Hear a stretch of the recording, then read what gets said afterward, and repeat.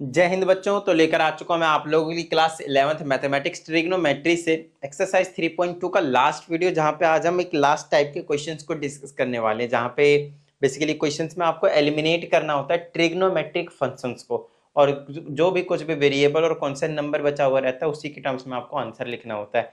बहुत ज्यादा easy concept है, लेकिन हाँ कुछ ऐसे क्वेश्चन आ जाते हैं जहां पे दिमाग काम करना बंद कर देता है। तो वीडियो को जरूर अच्छे तरीके से देखिएगा, समझ में आ जाएंगे चीजें, ठीक है। और यहाँ पे जो मेजरली जो फॉर्मूले यूज होंगे वो कुछ ये वाले होंगे।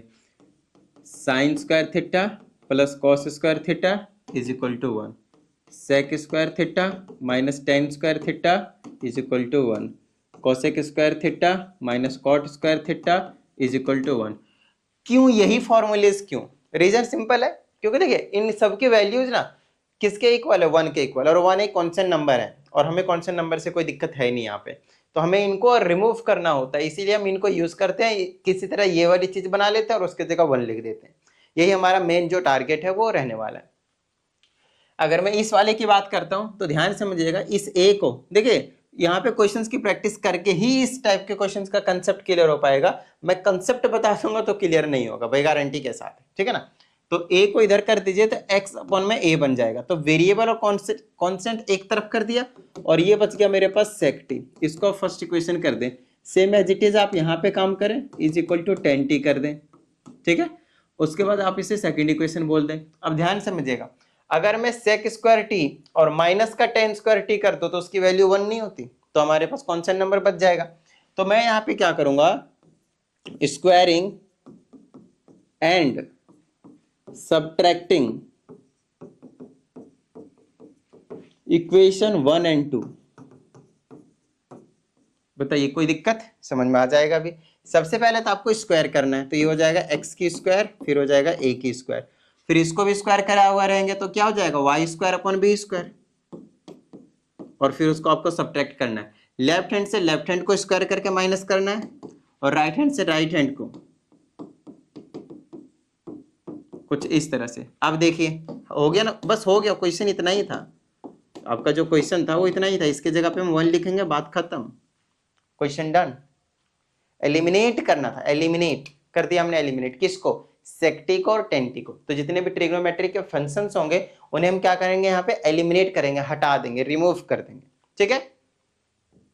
आइए दूसरे क्वेश्चन की बात करते हैं। सेम एज इट इज ये भी कुछ इसी तरह से है यहाँ पे। तो हम क्या कर सकते हैं, कॉस टी और साइन टी, तो कॉस और साइन है तो cos square theta plus sign square theta वाला आइडेंटिटी इज इक्वल टू 1 बनाएंगे। तो उससे पहले जो भी कॉन्स्टेंट इसको मैं इधर भेजने की कोशिश करूंगा, तो इसको इधर भेज दिए, क्या हो जाएगा एक्स की स्क्वायर, अभी नहीं स्क्वायर, अभी नहीं, सिर्फ एच को भेजिए पहले, माइनस हो जाएगा, और ए को भेजेंगे तो डिवाइड में हो जाएगा, और इज इक्वल टू में कॉस टी बचेगा, फर्स्ट इक्वेशन।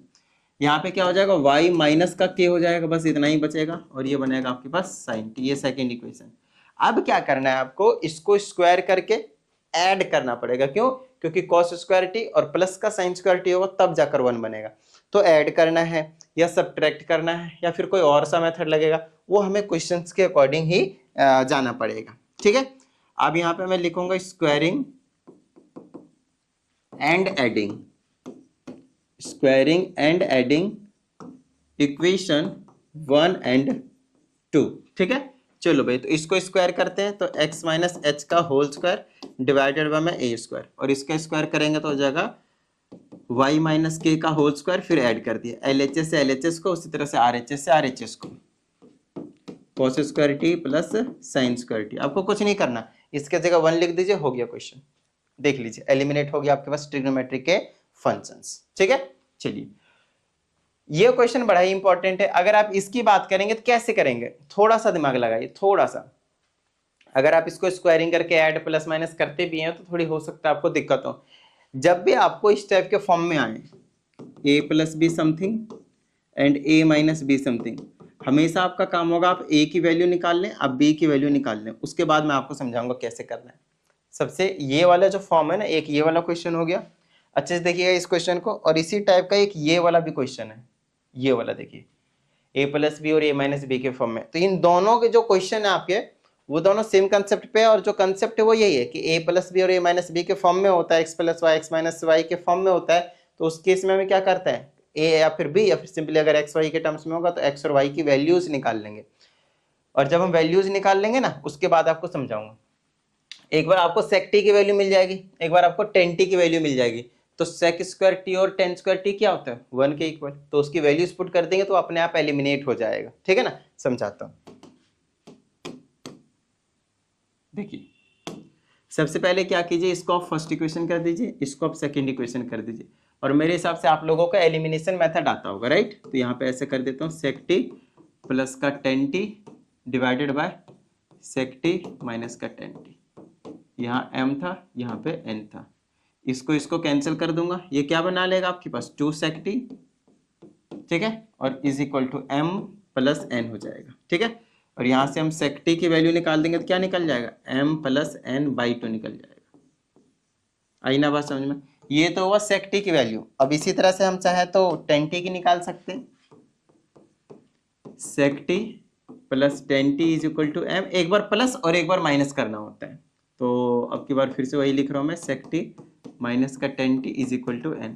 तो आपकी बार मैं क्या करूँगा पता है, साइन चेंज कर दूंगा, सब्ट्रैक्ट कर रहा हूँ आपकी बार। ये माइनस ये प्लस हो जाएगा और ये वाला माइनस हो जाएगा, ये कैंसिल हो जाएगा, ये tan t to tan t, ये m में से माइनस हो जाएगा n, और यहाँ से टेन टी की वैल्यू निकाल देंगे तो हो जाएगा मेरे पास m minus n divided by 2। आई ना बात समझ में। तो आपको यहाँ से सेक टी की वैल्यू पता चल गया, और यहाँ से आपको टेन टी की वैल्यू पता चल गया। और सेक और टेन के बीच में हमें ऑलरेडी रिलेशन है जो हमें एक कांस्टेंट नंबर की ओर लेकर चला जाएगा, that is sec square t minus tan square t is equal to 1। ठीक है, तो सेक टी के जगह हम लिख देंगे यहाँ पे m plus n divided by 2 का होल स्क्वायर, और टेन टी के जगह लिख देंगे m minus n divided by 2 का whole square is equal to 1। अब इस इक्वेशन में आप मुझे कहीं पे भी कोई भी ट्रिग्नोमेट्रिक फंक्शन दिखा दीजिए भैया। दिख रहा है क्या, नहीं दिख रहा ना, तो हो गया हमारा काम, बस खत्म, डन, गॉट इट। तो बस ये कहानी थी आपके पास इस क्वेश्चन की। आप चाहें तो m प्लस n का होल स्क्वायर डिवाइडेड बाई 2 का स्क्वायर 4 लिख सकते हैं सिमिलरली यहाँ पे, तो वो तो खैर कोई दिक्कत नहीं। ठीक है ना, कर लीजिएगा। हो, अब आता है हमारे पास ये वाला क्वेश्चन। अब इस क्वेश्चन में आपको देख के कुछ समझ ही नहीं आएगा कि भाई करें तो करें क्या, है ना, कुछ भी समझ में नहीं आएगा कि करें तो करें क्या। आइए हमें समझाता हूँ। तो देखिए इसमें है क्या, कॉट टी और कॉसेक टी, और मेरे हिसाब से ध्यान समझिएगा, मेरे हिसाब से कॉट टी और कॉसेक टी अगर ऐसा कभी कुछ मिले, इसका मतलब क्या है, कॉसेक स्क्वायर टी और माइनस कॉट स्क्वायर टी हम बनाने वाले हैं, और उसके जगह पे 1 लिखेंगे। क्योंकि दोनों में ही प्लस है तो हमें कहीं ना कहीं सब्ट्रैक्ट करेंगे तब हमारा जो आंसर है वो मिलने वाला है। और स्क्वायरिंग तो करना पड़ेगा, रीजन सिंपल है, क्योंकि कोसेक स्क्वायर होता है और सिमिलरली कॉट स्क्वायर होता है। तो आप सीधा इसे फर्स्ट इक्वेशन बोल दें, कुछ करने की जरूरत नहीं है। और उसके बाद आप लिख दें यहाँ पे squaring and subtracting.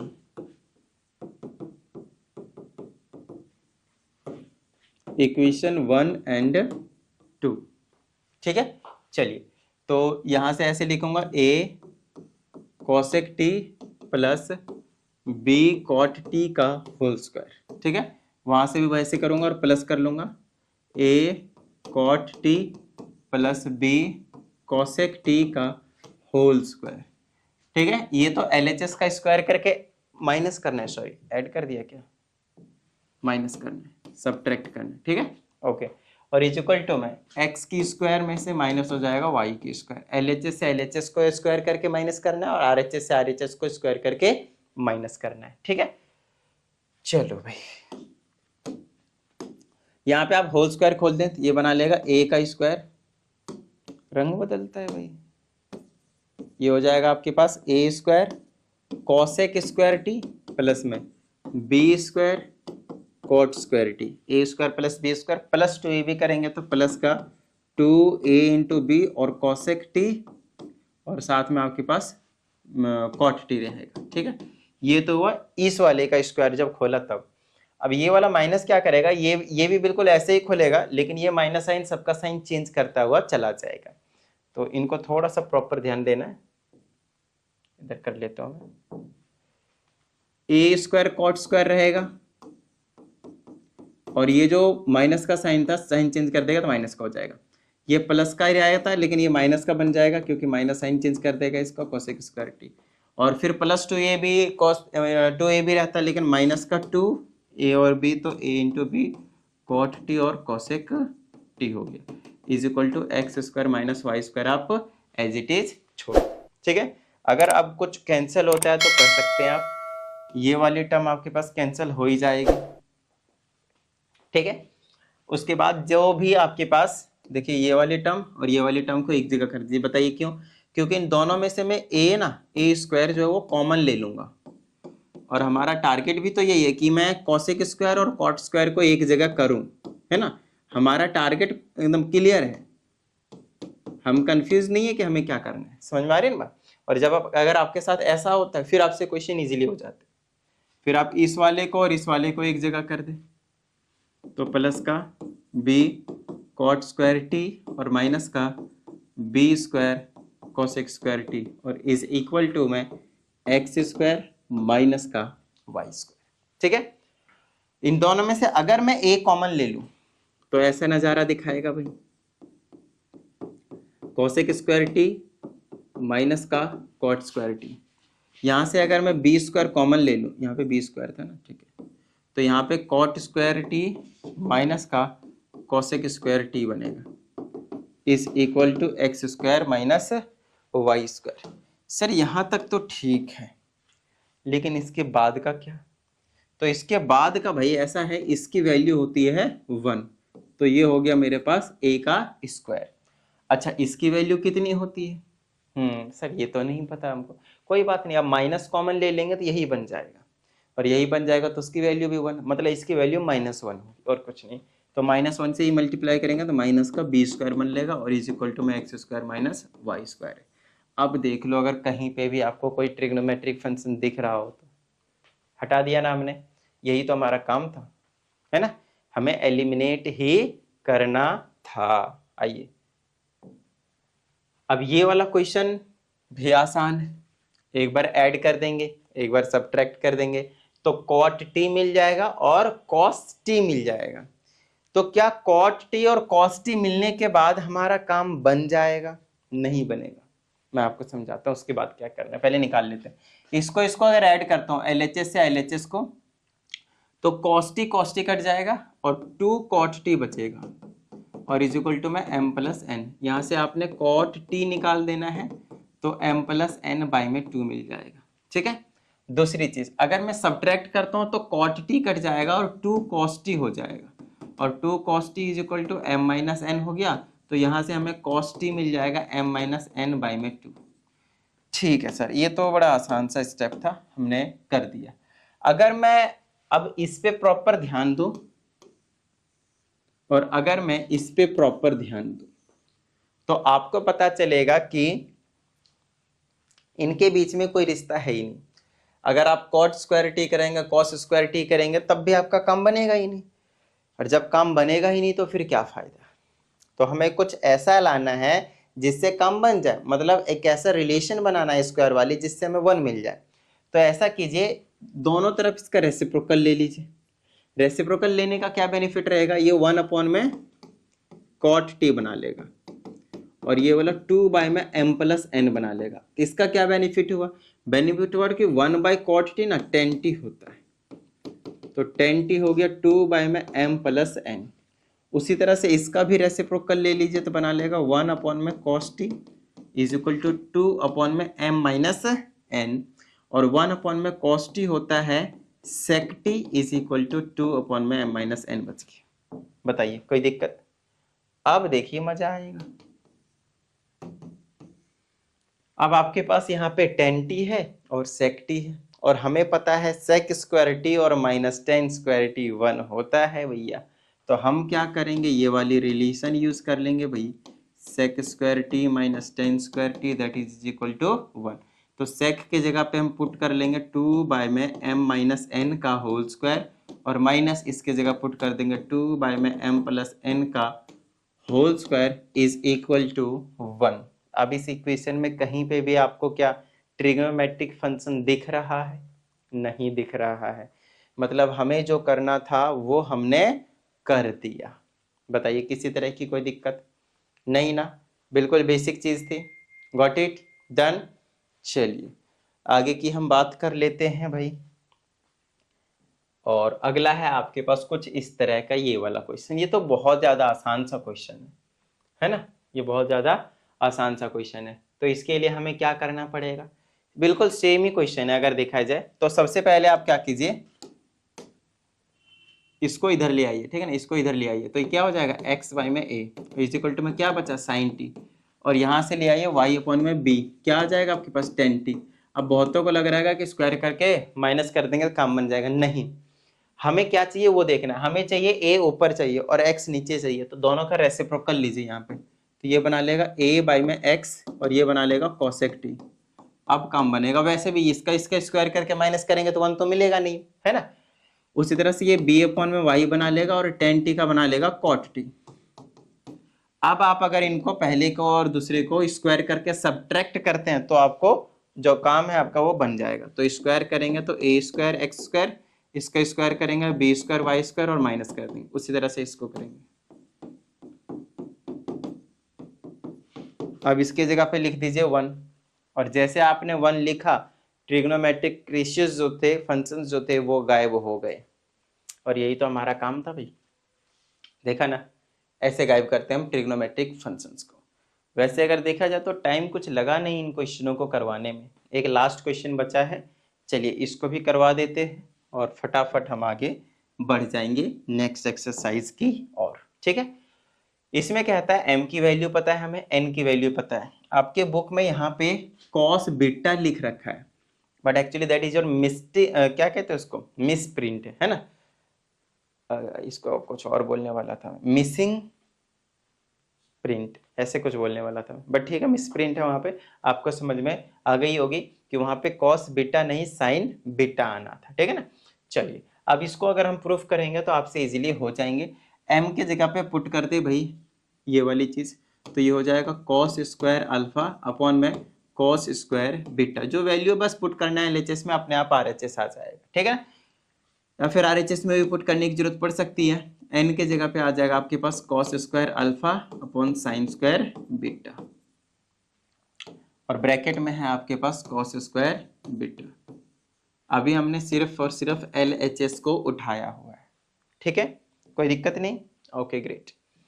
So now let's take LCM. It would be cos square beta times sine square beta.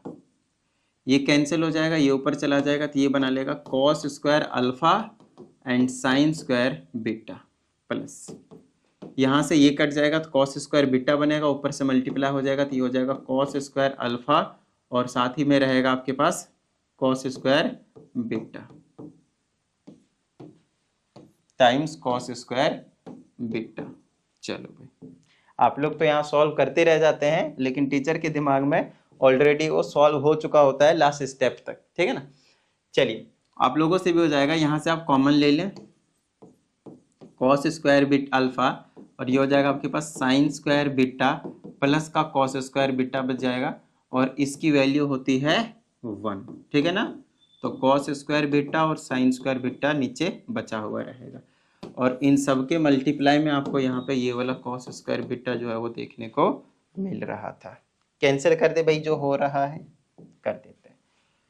cos square beta से cos स्क्वायर बीटा कट गया, इसकी वैल्यू जो है वो 1 होती है, तो मेरे पास बच जाएगा न्यूमरेटर में cos square alpha divided by में साइन स्क्वायर बीटा। बताइए किसी भी तरह की कोई दिक्कत नहीं ना, हो गई बात, समझ में आ गई। अब क्या इसके बाद हम कुछ कर पाएंगे, या तो आप RHS में वैल्यू को पुट कर दें, या फिर आपके पास ये ऑप्शन है कि cos alpha upon sine beta को हम n कहते हैं, और इसमें स्क्वायर था तो ये n का स्क्वायर बन गया। नहीं आया समझ, अभी समझ में आ जाएगा। आप वैल्यू देखें किसकी, n की, n का वैल्यू क्या है cos alpha upon sine beta, तो इसको आप कैसे लिख सकते थे, ऐसे करके cos alpha upon sine beta का पूरे का स्क्वायर लिख सकते थे, क्योंकि दोनों में स्क्वायर था, और इसके जगह पे हमने n रख दिया फ्रॉम द गिवन इंफॉर्मेशन, तो ये n की स्क्वायर बन जाएगी भाई, और यही तो आपको प्रूफ करना था। और अगर यहाँ ऐसे नहीं समझ में आता है तो आप राइट साइड में n के जगह पे ये पुट कर दे, फिर स्क्वायर कर दे, तो LHS और RHS दोनों सेम सेम हो जाएगा, तब भी आपकी जो चीजें थी वो प्रूव हो जाएंगी। आई ना बात समझ में? तो चलिए, इस वीडियो में जितनी भी चीज़ें आप लोगों को करवाई गई थी, सभी चीज़ें अगर समझ में आ गई हैं तो फिर फटाफट वीडियो को लाइक कर दो, और साथ ही अगर इस चैनल पे एक नए स्टूडेंट हो तो चैनल को सब्सक्राइब करके बेल आइकन को जरूर प्रेस कीजिएगा। चलिए मिलते हैं अगली वीडियो में, प्रैक्टिस करते रहिएगा। जय हिंद।